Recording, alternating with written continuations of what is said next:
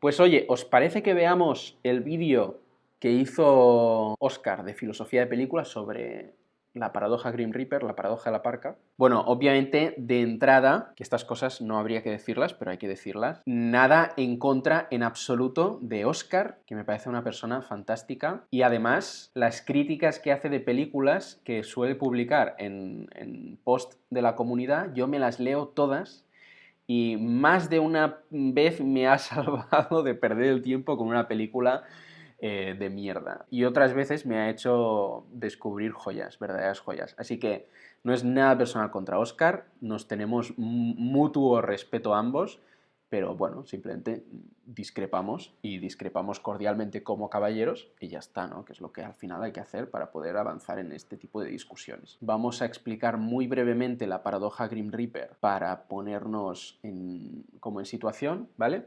Esto es la paradoja Grim Reaper. Tenemos a Fred que está vivo a las 10, pero está condenado a muerte y, importante, esta especificación es muy importante y se va a ver luego, solo puede morir por la mano de un Grim Reaper, ¿vale? De una parca.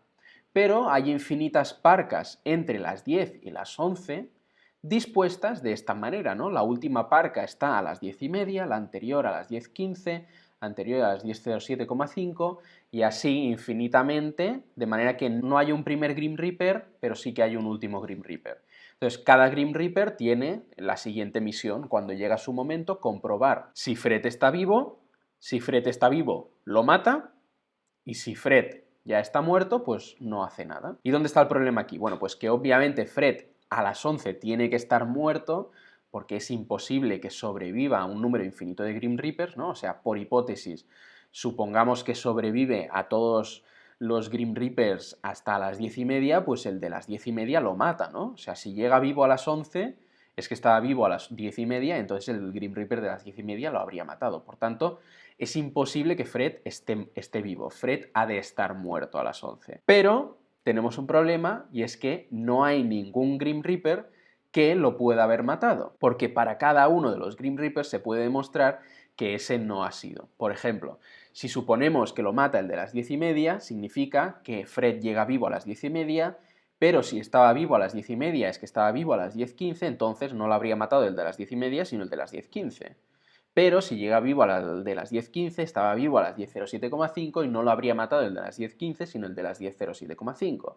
Es decir, como esto se puede generalizar para todos los Grim Reapers, obtenemos que no hay ningún Grim Reaper que pueda haber matado a Fred, y como Fred solo puede morir por la mano de un Grim Reaper, a las 11 Fred no puede estar muerto. Obtenemos, por tanto, una contradicción. Fred tiene que estar muerto, porque no puede haber sobrevivido a un número infinito de Grim Reapers, y al mismo tiempo Fred no puede estar muerto, porque no hay ningún Grim Reaper que lo pueda haber matado. Y la idea aquí es que para solucionar esta paradoja tenemos que rechazar alguno de los presupuestos que ha entrado en juego a la hora de construir la paradoja. Por ejemplo, una manera de resolverlo sería diciendo que el tiempo pues no es infinitamente divisible y que por tanto tú no puedes meter un número infinito de Grim Reapers en un segmento finito de tiempo distribuidos de esta manera, ¿no? Con lo cual, así solucionaríamos la paradoja.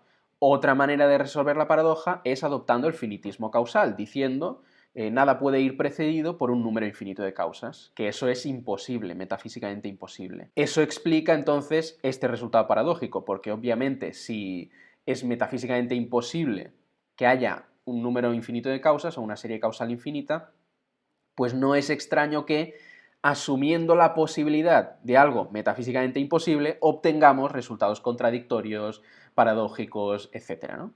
Así que esa sería otra de las maneras de resolver la paradoja. Entonces, Oscar lo que va a hacer no va a aceptar la solución del finitismo causal y va a intentar proponer otras soluciones, ¿no? Entonces vamos a verlo. Hola a todos, bienvenidos a Filosofía de Película, yo soy Oscar. Hoy vamos con un poco de filosofía pura y dura, lo cual es prácticamente off topic para lo que ha sido el tono habitual del canal últimamente. Descubrí esta paradoja hace poco por un video de Adictos a la Filosofía. Supongo que la mayoría de ustedes conocen ese canal y, si no es el caso, se los recomiendo calurosamente. La paradoja de la parca, de Green Reaper. ¿Veis? Perdón, bueno, como os decía, veis, ¿no? O sea, hay respeto mutuo, o sea, que esto no, ni yo me tomo su vídeo como una afrenta personal, como si nadie pudiera criticar las cosas que yo pienso, ni nadie debería tomarse esto tampoco como una afrenta personal contra él, y estoy convencidísimo de que Óscar no se lo va a tomar así, porque no va por ahí la cosa, simplemente estamos discutiendo ideas, ¿no? O sea, no nos estamos metiendo con ninguna persona, sino que estamos discutiendo ideas. Paradox se propone demostrar que el universo no puede ser infinitamente antiguo, que no es lo mismo que demostrar que de hecho el universo no es infinitamente antiguo. Estamos hablando de un infinito metafísico. Los argumentos empíricos, por lo tanto, no cuentan. Que la radiación de fondo de microondas, que la cantidad de helio que hay en el universo, que la segunda ley de la termodinámica, etc. Nada de eso nos interesa acá. Si es imposible que el universo sea infinitamente antiguo, se sigue por lógica que no lo es.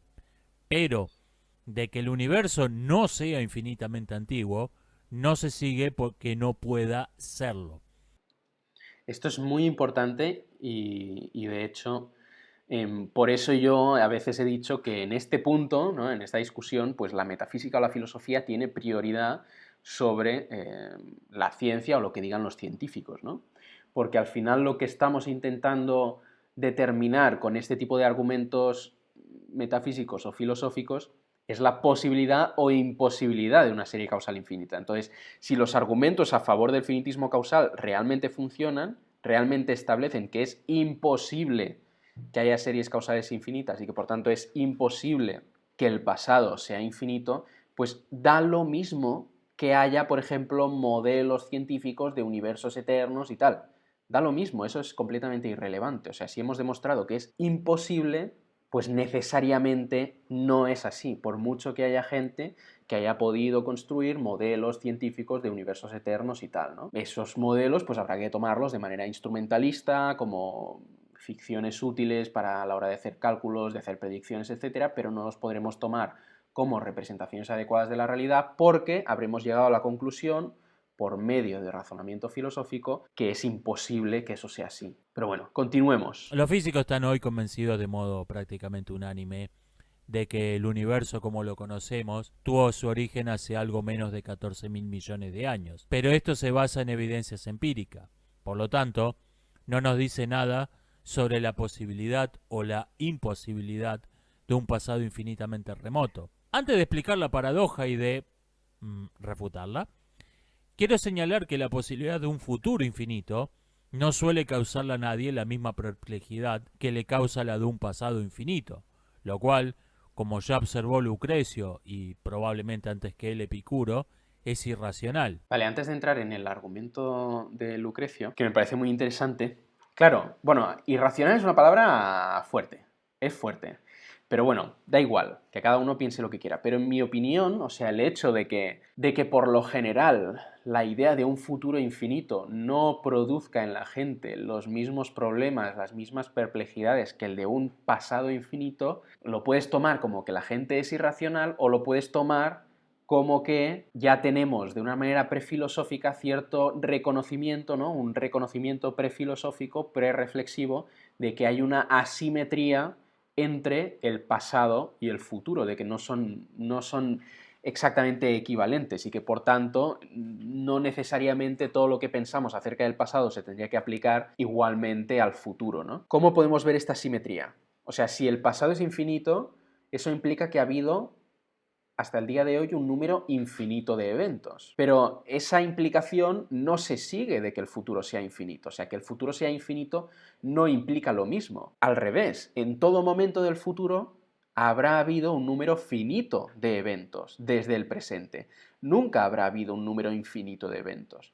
Y ahí ya vemos la asimetría. Pensarlo de la siguiente manera. Si yo llevara contando un número cada día desde toda la eternidad, es decir, un número cada día todos los días de un pasado infinito, hoy habría contado un número infinito de números. Es más, en cada momento del pasado habría contado ya un número infinito de números. Pero si yo empezara hoy a contar un número cada día, no desde toda la eternidad ahora, sino por toda la eternidad, es decir, cada uno de los días de un futuro infinito, nunca habré contado un número infinito de números. Siempre voy a llevar un número finito de números. No sé si entiende. Entonces eso señala que hay una asimetría entre pasado y futuro y que por tanto lo que decimos del pasado no tiene por qué trasladarse inmediatamente a lo que pensamos acerca del futuro. Quedaos con esto que acabo de decir porque va a ser importante a la hora de atacar el argumento de Lucrecio. Supongamos que hubo un pasado infinito y que va a haber un futuro infinito. Hace infinitos años existió una estrella igual al Sol, con un planeta igual a la Tierra, poblado por seres iguales a los humanos. En ese planeta una filósofa, Alicia, se pregunta si son posibles un pasado y un futuro infinitos. Dentro de infinitos años va a haber otra estrella con otro planeta y otros humanos, y otro filósofo, Beto, se va a preguntar si son posibles un pasado y un futuro infinitos. Ahora bien, nuestra relación con Alicia es la misma que la que hay entre Beto y nosotros. Por lo tanto, claramente, si Beto es posible, entonces Alicia es posible. Si aceptamos el infinito en una dirección del tiempo, tenemos que aceptarlo también en la dirección opuesta. Si no, estaríamos cayendo en el más puro egocentrismo, como si el lugar que ocupamos en el universo tuviera algo especial solo porque nosotros estamos ahí. Pero vamos con la paradoja. Vale, vamos a ver cómo respondemos a este argumento de Lucrecio. Yo lo que he hecho ha sido formalizar o intentar formalizar buenamente en la medida en que he podido este argumento de Lucrecio para que podamos ver mejor dónde está el problema. Entonces, el argumento de Lucrecio parece ser el siguiente. Definiciones. Beto es un filósofo que vivirá dentro de infinitos años. Alicia es una filósofa que vivió hace infinitos años. Entonces, la primera premisa es que es posible un futuro infinito. Y este es el supuesto. Y esto es lo que acepta en general todo el mundo. Y lo que acepta incluso el que defiende el finitismo causal. ¿Vale? Por tanto, esta es la premisa como que está en común entre todos. Y a partir de aquí es de donde el argumento intentará deducir una contradicción con el finitismo causal. Entonces, primera premisa, es posible un futuro infinito. Segunda premisa, si es posible un futuro infinito, Beto es posible. Es posible un filósofo que estará dentro de infinitos años. Tercera premisa, si Beto es posible, Alicia es posible también. ¿Por qué? Por lo que ha mencionado Óscar, de porque nuestra relación con Alicia es la misma que con Beto, y entonces suponer que uno de los dos es posible pero el otro no sería como algo un poco extraño, incluso egocéntrico, de decir por qué. Porque uno está en el futuro y el otro en el pasado, no tiene mucho sentido, ¿vale? Por tanto, si Beto es posible, Alicia es posible. 4, si Alicia es posible, un pasado infinito es posible. 5, es posible un pasado infinito, ¿sí? Se sigue de 1 a 4. ¿Dónde está el problema de este argumento con lo que hemos dicho acerca de la asimetría entre pasado y futuro? Pues el problema está en la premisa 2, que la premisa 2 es falsa. Es falso que si un futuro infinito es posible, Beto es posible. ¿Por qué? Porque recordad cómo hemos definido a Beto. Beto es un filósofo que vivirá dentro de infinitos años. Pero lo que hemos dicho de lo que significa que el futuro sea infinito, implica que no va a haber nunca nadie que viva a una distancia infinita del presente, sino que todo momento del futuro está a una distancia finita del presente, a una distancia temporal finita. No hay ningún momento del futuro que esté a una distancia infinita del presente. Que el futuro sea infinito significa simplemente que es interminable, pero nunca va a haber un momento del futuro que esté a una distancia infinita del presente. Todos los betos, ¿no? Todos los filósofos que pueda haber en ese futuro interminable van a estar a una distancia finita del presente. Ergo, como la segunda premisa del argumento es falsa, pues ya no se sigue el resto del argumento y no tenemos por qué ponernos a discutir nada más, ¿no? Yo incluso negaría que de la idea de un pasado infinito se siga la posibilidad de Alicia, pero bueno, eso da igual, ya no hace falta hacerlo, ¿sí? Porque simplemente negando la segunda premisa, y yo creo que ya el argumento se cae. Parece que este argumento no funciona porque la segunda premisa es falsa, y además hay buenos motivos para pensar que hay una asimetría entre pasado y futuro, con lo cual que el futuro sea infinito, que pueda ser infinito, que pueda ser interminable, no tiene por qué llevarnos a pensar que el pasado entonces también tiene que poder ser sin comienzo, ¿no? Que el futuro pueda ser sin final no tiene por qué hacernos pensar que el pasado puede ser sin comienzo. Otra manera de verlo, ¿sí? Nosotros decimos, o sea, el conjunto de números naturales es infinito. Decimos que es infinito, ¿vale? Pero no hay ningún número natural que esté infinitamente separado de cero. Todos los números naturales están a una distancia, ¿no?, entre comillas, finita de cero. Lo que pasa es que no hay ninguno que sea el último. Por eso decimos que es infinito ese conjunto, o que hay infinitos números naturales. Entonces yo creo que el argumento de Lucrecio falla justamente en ese punto, ¿vale? Entonces vamos a continuar el vídeo porque ahora es cuando entra con la paradoja Grim Reaper de la parca. La paradoja de la parca intenta demostrar que un hecho no puede tener una serie infinita de causas. Esta filosofía se llama finitismo causal. La paradoja dice que Fred está vivo a las 10, pero hay una parca esperándolo a las 10:30. Si Fred está vivo a las 10:30, la parca tiene instrucciones de matarlo y si Fred está muerto ya, no hacer nada. Hay otra parca esperándolo a las 10:15, otra a las 10:07 con 30 segundos y así ad infinitum. Fred claramente no puede estar vivo después de las 10:30, por lo tanto, no puede estar vivo a las 11. Ahora bien, la parca de las 10:30 no puede haberlo matado, porque eso significaría que Fred sobrevivió de algún modo a la parca de las 10:15. Pero Fred tampoco puede estar vivo a las 10:15, por la misma razón. Y así, de cada parca se puede demostrar que ella no ha matado a Fred. Pero, si ninguna parca ha matado a Fred, entonces Fred tiene que estar vivo a las 11. Lo primero que noté respecto de esta paradoja es que es muy parecida a la paradoja de la flecha de Zenón. Vale, y aquí yo creo, bueno, mi opinión personal es que toda esta sección en la que está comparando la paradoja Grim Reaper con las paradojas de Zenón es una distracción, es un arenque rojo, porque en realidad no tiene nada que ver, ¿no? Vamos a verlo y luego explicaré por qué me parece a mí que no tiene nada que ver una con la otra, ¿no? Sin ser exactamente la misma. La paradoja de la flecha se propone demostrar que el movimiento es imposible, para lo cual establece que cuando un arquero dispara una flecha, antes de llegar a la diana, la flecha debe recorrer la mitad del camino, y antes debe recorrer un cuarto, y antes un octavo, y así ad infinitum. La flecha debe recorrer infinitos pasos intermedios, y por lo tanto, la flecha no se mueve. Dado que la paradoja de la flecha se considera refutada matemáticamente, veamos si podemos extrapolar el mismo argumento respecto de la paradoja de la parca. En tiempos de Zenón de Lea quiero decir, no existía el cálculo infinitesimal, lo que llevó al pensador a confundir dos clases de infinitos. No es lo mismo que una extensión sea infinita y que sea infinitamente divisible. Los griegos razonaban que... Fijaos lo que dice. Si algo es infinitamente divisible, ¿no? Este es como el error de Zenón, podríamos decir, ¿no? Que si algo es infinitamente divisible, debe tener infinitas partes. Cada una de estas partes debe tener una dimensión finita mayor que cero, por tanto, si algo es infinitamente divisible, debe tener una extensión infinita, ¿no? Y como el infinito no se puede recorrer, entonces la flecha no puede llegar a la diana, Aquiles no puede avanzar a la tortuga, etcétera, etcétera. Aunque obviamente coincido con Óscar que las paradojas de Zenón se solucionan de la manera en la que él dice, yo creo que esto no lo puedes aplicar a la paradoja Grim Reaper porque es que no tiene nada que ver. O sea, en la paradoja Grim Reaper el problema no es que Fred tenga que recorrer una distancia finita que está dividida en infinitos trozos y que por eso, como decimos que está dividida en infinitos trozos, entonces es como si estuviera intentando atravesar un infinito y como el infinito no se puede atravesar, no puede atravesarlo. El problema ni siquiera es que tenga que pasar un conjunto infinito de segmentos de tiempo. O sea, eso no es un problema.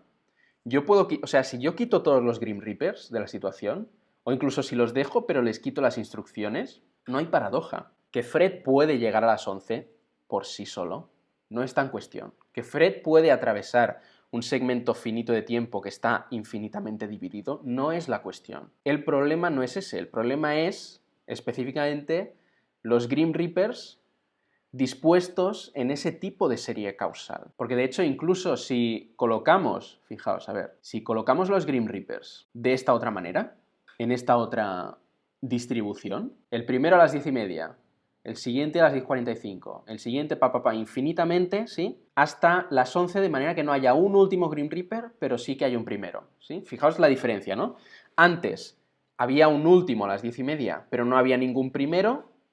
Ahora hay un primero a las 10:30, pero no hay ningún último. Pero desde el punto de vista de la comparación entre esto y las paradojas de Zenón, es lo mismo, porque aquí volvemos a tener, pues eso, un segmento finito de tiempo infinitamente dividido. Pero aquí no tienes ninguna paradoja. No tienes paradoja. ¿Por qué? Porque el Grim Reaper que mata a Fred es el de las 10:30. Cuando Fred llega a las 10:30, el Grim Reaper lo mata y ya está. Y se queda muerto hasta las 11. Por tanto, aquí Fred está muerto. Por tanto, la paradoja no está ahí. No tiene nada que ver con eso. El problema justamente surge de que no haya un primer Grim Reaper. Es decir, de que haya una serie causal infinita sin comienzo. Es ahí donde está el problema. No tiene nada que ver con aquello que hace problemático o problemáticas las paradojas de Zenón. Por tanto, a mí me parece que esta comparación con las paradojas de Zenón es en el fondo es una distracción, que no tiene que ver, ¿no? O sea, no es que Fred, para llegar a las 10:30, tenga antes que haber llegado a las 10:15, pero que para haber llegado a las 10:15 tiene que haber antes llegado a las 10:07,5, etcétera, etcétera, y que por tanto no puede llegar a ningún momento del tiempo. Ese no es el problema. No es que Fred no puede llegar nunca a las 11 porque ha tenido que pasar antes por infinitos instantes o infinitos segmentos de tiempo. Ese no es el problema. El problema es los Grim Reapers dispuestos en este tipo concreto de serie causal en la que no hay un primer Grim Reaper. Pero bueno, vamos a seguir el vídeo. Que si algo era infinitamente divisible, tenía que tener necesariamente infinita cantidad de partes. Y dado que cada una de esas partes debía ocupar algún espacio, y este tenía que ser mayor que cero, por lo tanto, tenían que sumar infinito. Lo cual no es el caso si se suman partes de una dimensión infinitesimal, por lo que algo puede ser infinitamente divisible sin que ello implique que sea infinitamente extenso. ¿Vale? ¿Veis? Y efectivamente, totalmente de acuerdo en que esto es una de las maneras de solucionar la paradoja de Zenón. Pero, de nuevo, esto no tiene nada que ver con la paradoja Grim Reaper, porque en la paradoja Grim Reaper no estamos diciendo que haya un problema en el hecho este de tener que atravesar un conjunto finito de tiempo o de espacio que haya sido infinitamente dividido y que como es infinitamente dividido es como si tuvieras que atravesar un infinito, ¿no? No es eso lo que estamos diciendo. De nuevo, la paradoja no surge por eso, porque si tú quitas a los Grim Reapers no tenemos paradoja. Incluso si tú sigues manteniendo a los Grim Reapers, sigues manteniendo el segmento de tiempo infinitamente dividido, pero los distribuyes de una manera distinta, de manera que sí que haya un primer Grim Reaper, tampoco tienes paradoja. Por tanto, no está en eso la paradoja. Continuemos, terminamos esta sección. Esta idea, por cierto, fue descubierta de modo independiente por Newton y Leibniz. Ninguno de los dos creyó en el descubrimiento independiente, por lo que se acusaron mutuamente de plagio.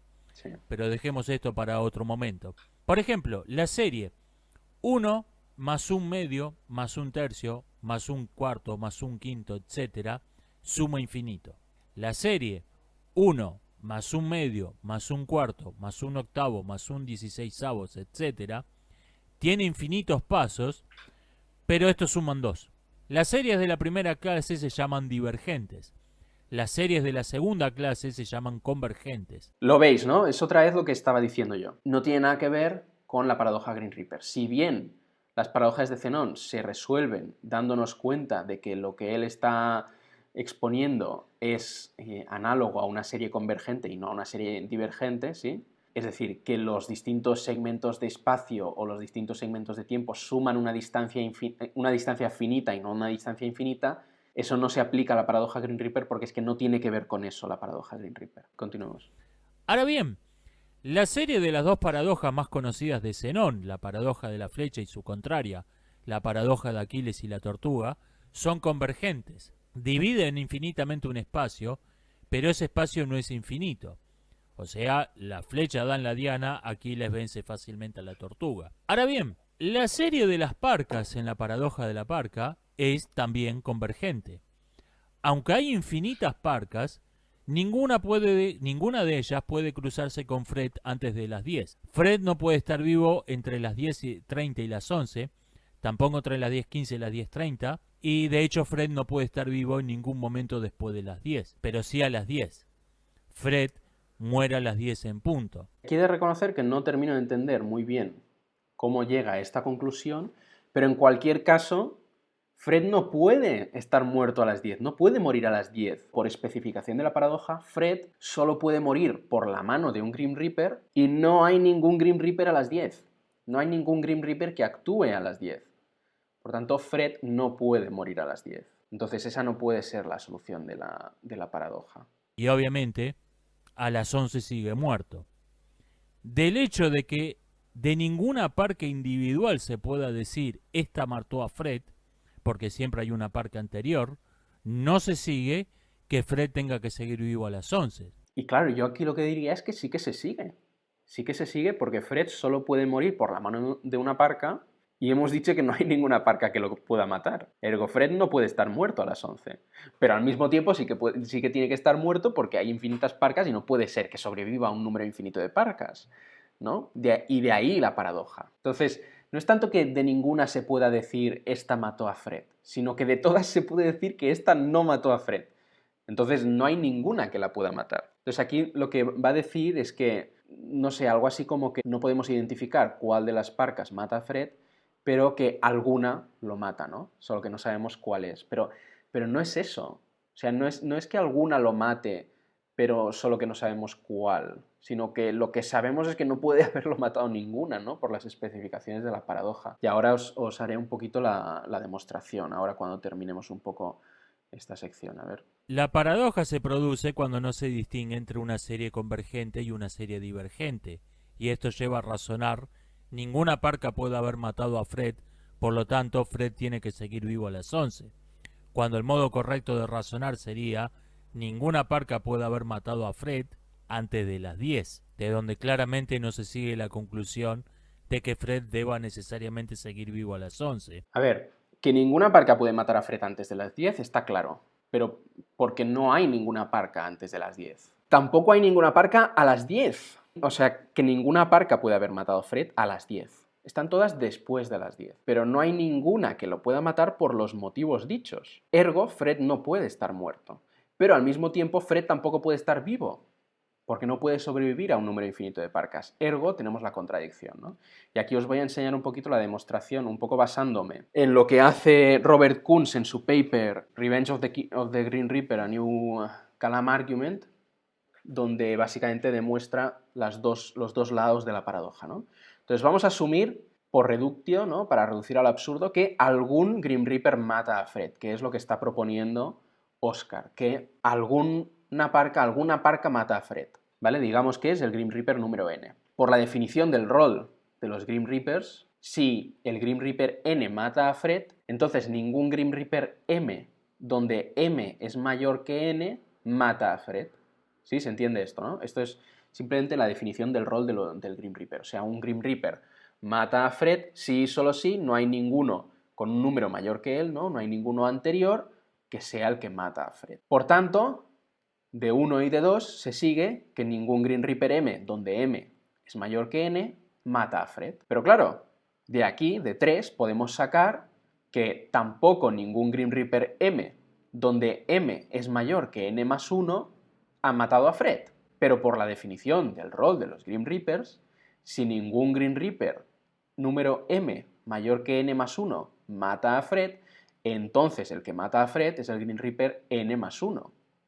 Ergo, el Grim Reaper n más 1 mata a Fred, de 4 y 5, pero n más 1 es mayor que n, con lo cual tenemos una contradicción entre 3 y 6, y hemos reducido al absurdo el presupuesto inicial, con lo cual podemos concluir que no es verdad que algún Grim Reaper mata a Fred, sino que ningún Grim Reaper mata a Fred. Fred no puede estar muerto, ¿no? Pero ahora vamos a coger esa conclusión que hemos sacado y vamos a asumirla otra vez por reducción al absurdo. Asumimos que ningún Grim Reaper mata a Fred. Pues ahora consideremos el Grim Reaper número n. Por hipótesis, ningún Grim Reaper m, donde m es mayor que n, ha matado a Fred. Pero por la definición del rol de los Grim Reapers, si ningún Grim Reaper m mayor que n mata a Fred, entonces el Grim Reaper n mata a Fred. Ergo, el Grim Reaper n mata a Fred, de 2 y 4. Hay una contradicción entre 1 y 5. Por reducción al absurdo, sabemos que no puede ser que ningún Grim Reaper mate a Fred, porque eso nos lleva a una contradicción. Ergo, algún Grim Reaper mata a Fred. Fred ha de estar muerto. Ergo, ¿veis? Tenemos la contradicción. Fred no puede estar muerto y Fred tiene que estar muerto. Contradicción. ¿Y por qué se produce la contradicción? Precisamente porque no hay un primer Grim Reaper. De manera que un modo muy natural de solucionarlo es planteando que no puede haber series causales infinitas. Obviamente se puede solucionar de otras maneras, como negando la infinita divisibilidad del tiempo, etc., pero como hay paradojas en las que obtenemos el mismo resultado sin el presupuesto de que el tiempo es infinitamente divisible, pues tenemos que preferir la solución que sea más amplia, que mate el mayor número de paradojas, y esa es la idea de que no puede haber series causales infinitas. Vale, y ahora vamos a ver la parte final en la que viene a decir que también parece ser que hay como una falacia de composición. También creo una cierta falacia de composición en concluir, a partir de que de cada una de las parcas se puede demostrar que ella no ha matado a Fred, que Fred tiene que seguir vivo. Creo que fue... A ver, lo primero que hay que tener en cuenta es que no todo razonamiento que va de la parte al todo es falaz en el sentido de una falacia de composición, ¿no? Por ejemplo, el que él ponía aquí, a ver, de que ninguna termita individual puede derribar una casa, por lo tanto, 1.000.000 de termitas no pueden derribar una casa, eso sí es una falacia de composición. Pero, por ejemplo, de todos los ladrillos de esta pared son blancos, se sigue que la pared es blanca, y eso no es una falacia de composición, ¿no? Por tanto, no todo razonamiento de la parte al todo es falaz en ese sentido. Y ahora, del mismo modo, fijaos lo que estoy diciendo yo, ¿a qué se parece más? ¿Al ejemplo de la pared o al ejemplo de las termitas, ¿no? Porque hemos dicho que Fred solo puede morir por la mano de una parca, pero también que ninguna parca puede haber matado a Fred. Pues si Fred solo puede morir por la mano de una parca y ninguna de las parcas puede haber matado a Fred, se sigue que Fred no puede estar muerto, ¿no? Alguna vez, algunas propuestas que se han hecho es de que no, entonces la suma mereológica de todos los Grim Reapers es la que mata a Fred.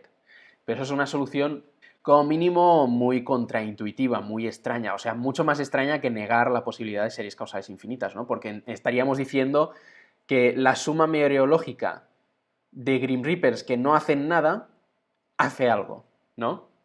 Y de hecho Proust tiene alguna variación de la paradoja en la que, por ejemplo, en lugar de matar a Fred, lo que hacen los Grim Reapers es alguien va pasando con una bolsa y cuando llega el momento de cada Grim Reaper mira dentro de la bolsa y si no hay nada mete una manzana y si ya hay una manzana no hace nada, ¿no? Y entonces, claro, de nuevo tenemos la misma paradoja, ¿no? Porque al final del proceso no puede ser que no haya ninguna manzana, porque la bolsa no puede estar vacía después de haber pasado por la mano de infinitos Grim Reapers, pero al mismo tiempo no puede haber ninguna manzana en la bolsa porque ninguno de los Grim Reapers puede meter su manzana en la bolsa, ¿no?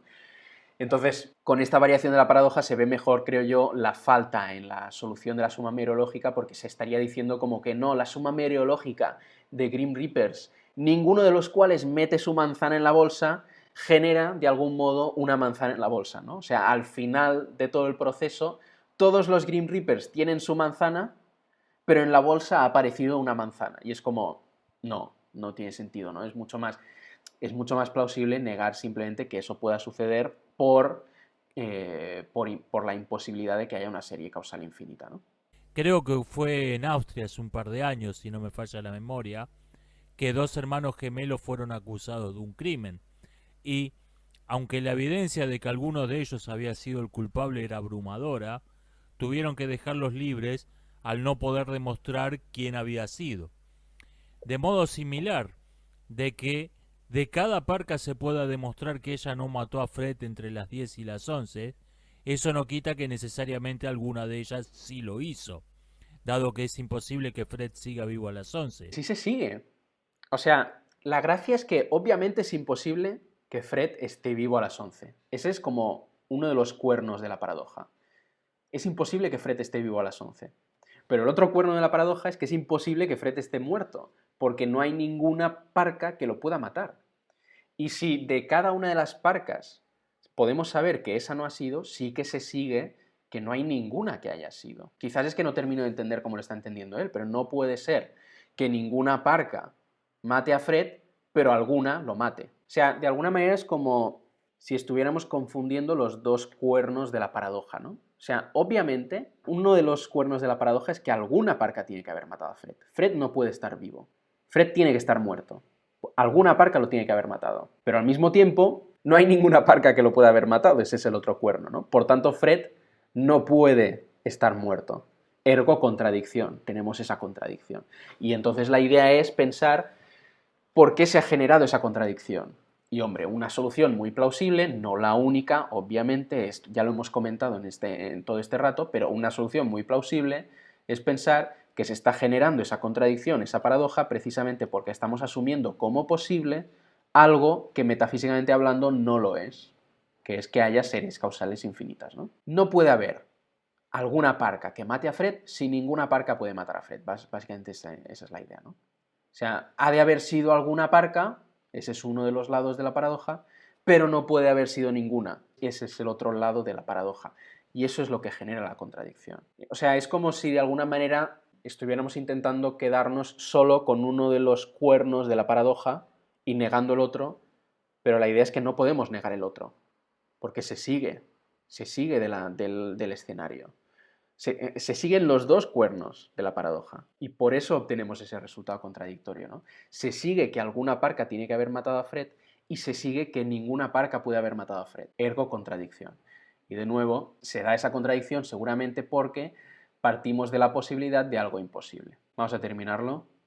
Y esto ya no es una paradoja, es solo una de tantas curiosidades que hay respecto al infinito, como por ejemplo que hay tantos números pares como enteros o tantos primos como impares y otras por el estilo, lo cual no es paradójico, solamente es raro. Esto es lo que tenía para decir sobre el tema, espero que les haya resultado interesante. Nos estamos viendo hasta la próxima. Gracias, Oscar, por el vídeo, por la interacción. Creo que obviamente discrepamos, pero eso no quita que valore el trabajo de Oscar y que incluso valore esta respuesta porque nos permite seguir profundizando en la paradoja y seguir aclarando muchas de las cosas. Y ya está. Un abrazo, Oscar, si ves esto y ojalá podamos interactuar más cara a cara, en persona algún día.